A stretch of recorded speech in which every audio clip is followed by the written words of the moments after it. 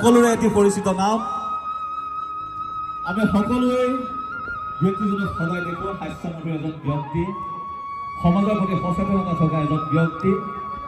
আমাৰে গৌৰৱ, সদা আমাৰে সকলোৰে পৰিচিত এজন ব্যক্তি, এটি নাম। শিৱসাগৰ বিধানসভা সমষ্টিৰ সন্মানীয় বিধায়ক শ্ৰদ্ধাৰ অখিল গগৈ ডাঙৰীয়া, যিজনে এই অনুষ্ঠানটো আগবাঢ়ি যোৱাত পূৰ্ণত সহযোগিতা আগবঢ়াইছে। আমি তেখেতক পোনপ্ৰথমে যুগলবন্দী সাংস্কৃতিক কলা কেন্দ্ৰৰ তৰফৰ পৰা কৃতজ্ঞতা আৰু শ্ৰদ্ধা নিবেদন কৰিছোঁ। আপোনাৰ সহযোগিতাই আজি এই অনুষ্ঠানটো সাফল্যমণ্ডিত কৰি তোলাত অশেষ অৰিহণা যোগাইছে। আমি ইয়াৰ পাছতে যুগলবন্দী সাংস্কৃতিক কলা কেন্দ্ৰৰ তৰফৰ পৰা তেখেতক এখন অংগবস্ত্ৰ, এটি স্মাৰক আৰু এখন সম্বৰ্ধনা পত্ৰৰে আমি শ্ৰদ্ধা জনাব বিচাৰিছোঁ, সেৱা জনাব বিচাৰিছোঁ। আমি বিমান ভৰালি আগুৱাই আহিবলৈ অনুৰোধ জনাম আৰু লগতে যুগলবন্দী সাংস্কৃতিক কলা কেন্দ্ৰৰ সভাপতি নিৰ্মলা বাইদেউ সৎকাৰ কৰিবলৈ অনুৰোধ জনাইছোঁ।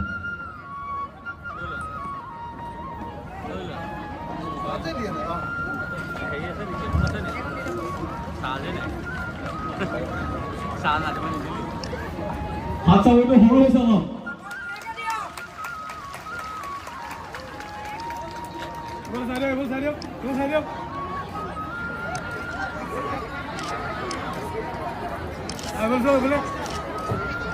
চাপি দিয়ক।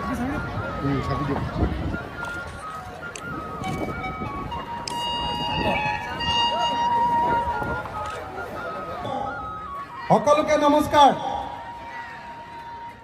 মানে অসমীয়া জাতিটো কিমান সুন্দৰ দেখিবলৈ। অসমীয়া জাতিটো নিজৰ হাতত থাকিলে, নিজৰ পোচাকত থাকিলে ইমান ধুনীয়া দেখিবলৈ। আপোনালোকক দেখিলে আজি সকলোৱে অনুভৱ কৰিব। মই জোৰকে হাত তালি বজাবৰ কাৰণে অনুৰোধ কৰিছোঁ। অসমীয়া জাতিৰ এই ধুনীয়া, আপোনালোকে চাওক, অসমীয়া জাতিৰ এই ধুনীয়া চেহেৰা। 10,000 গৰাকী মহিলাই নিজৰ অসমীয়া সাজ পোছাক পিন্ধি একেলগতে আমাৰ শংকৰী কলা কৃষ্টি প্ৰদৰ্শন কৰিবৰ কাৰণে আহিছে, দিহানাম প্ৰদৰ্শন কৰিবৰ কাৰণে আহিছে। মই সকলোকে একেলগতে হাত তালি বজাবৰ কাৰণে অনুৰোধ কৰিছোঁ।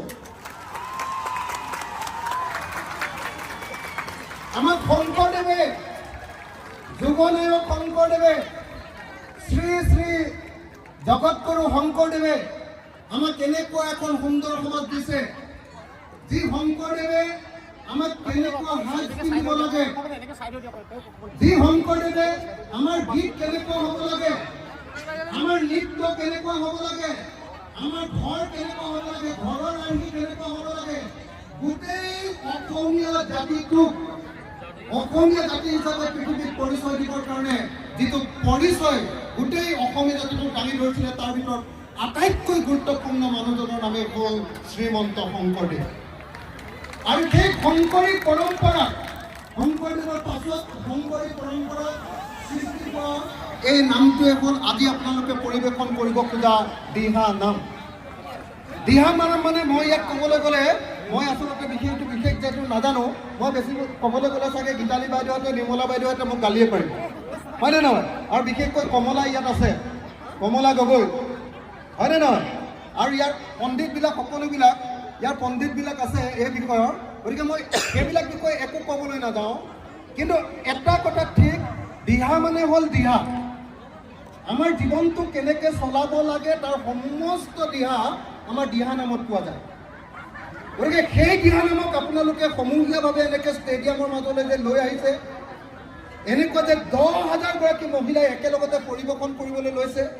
আৰু সেই অনুষ্ঠানটো যে মোৰ সমষ্টি, আমাৰ সমষ্টি শিৱসাগৰত কৰিছে, তাৰ কাৰণে আমি যুগলবন্দী সাংস্কৃতিক কলা কেন্দ্ৰ আমাৰ তৰফৰ পৰা একদম কোটি কোটি ধন্যবাদ জনাইছোঁ।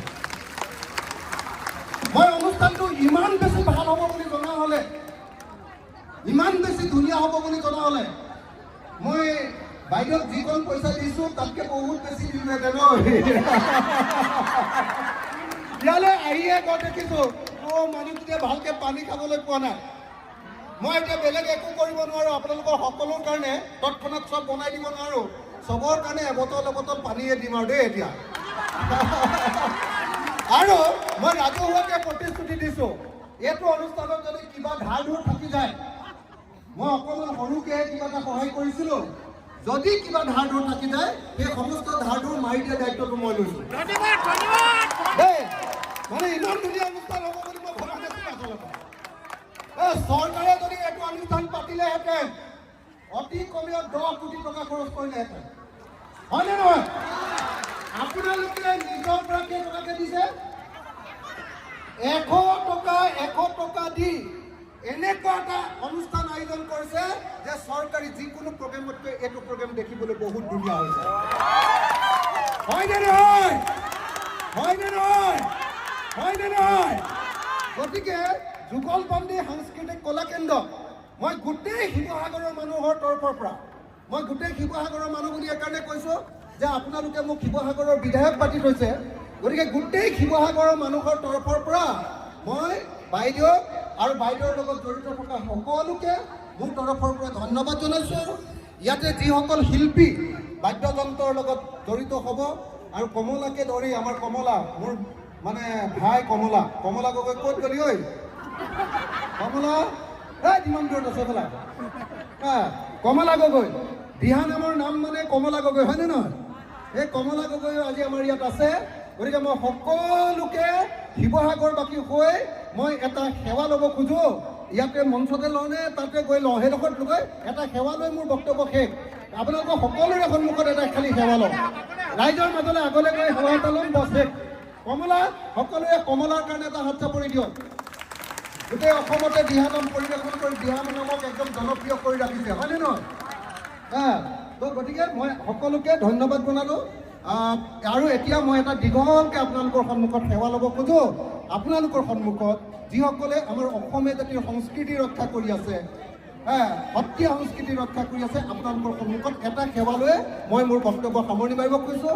আকৌ বাইদেউক ক'লোঁ যদি কিবা ধাৰ থাকি যায় ডাইৰেক্টলি মোৰ ঘৰলৈ যাব, আৰু মই ৰাজহুৱাকৈ প্ৰতিশ্ৰুতি দিছোঁ যদি নিদিওঁ তেতিয়াহ'লে মোক একদম ধৰিব দেই। আৰু আপোনালোকৰ কাৰণে এতিয়া তৎক্ষণাত একো কৰিব নোৱাৰোঁ, অকল খালি এবটল পানী পঠিয়াই দিম আৰু বেলেগ একো কৰিব নোৱাৰোঁ দেই।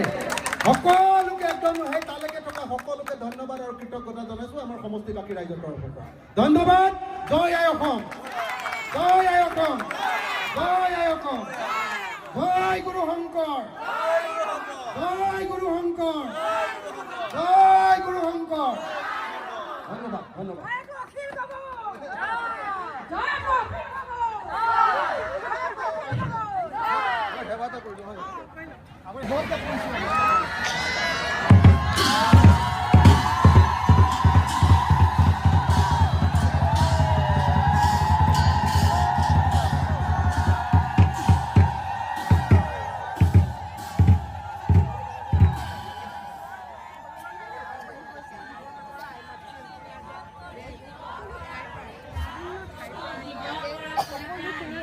ইয়াতে গোট খাইছে যি ৱৰ্ল্ড ৰেকৰ্ড কৰি মানে দিহানাম পৰিৱেশন কৰি আপোনালোকৰ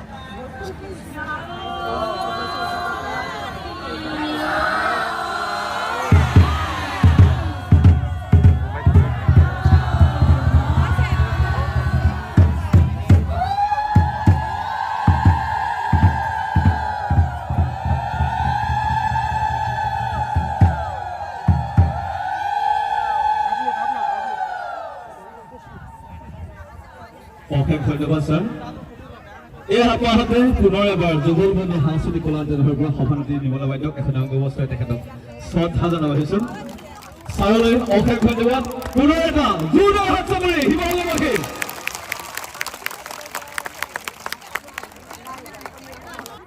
আপোনালোকৰ নামৰ তালে তালে পৰিচয় কৰাইছিলে এই সকলোখিনি ফটো সংকলিত এখনি সৰু পুস্তিকা আমি প্ৰকাশ কৰি উলিয়াইছিলোঁ। যিহেতু এটি আনুষ্ঠানিক যিহেতু আমাক এখন পৰিচয় লাগে, অনুষ্ঠানটোৰ এটি পৰিচয় লাগে, সেইবাবে আমি এখন পুস্তিকা প্ৰকাশ কৰি উলিয়াইছিলোঁ। সেই পুস্তিকাখনটো আমি এতিয়া উন্মোচন কৰিম।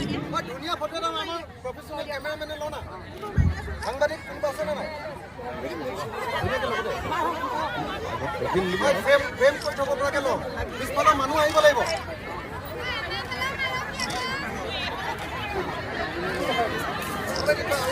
হেল্ল'।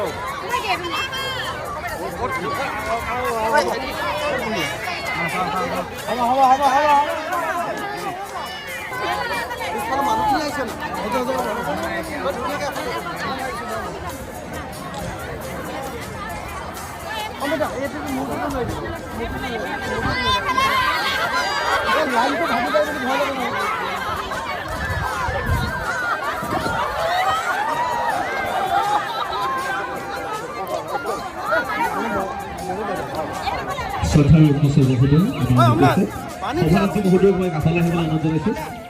শ্ৰদ্ধাৰ সভানেত্ৰী নিৰ্মলা দাস বাইদেউ, নিৰ্মলা দাস বাইদেউ আপুনি কাষলৈ আহক। আৰু যুৱজনীৰ সাংস্কৃতিক প্ৰবীণ বৰাদে আপোনাক মই অনুৰোধ জনাইছোঁ। মূল নামতি লয়।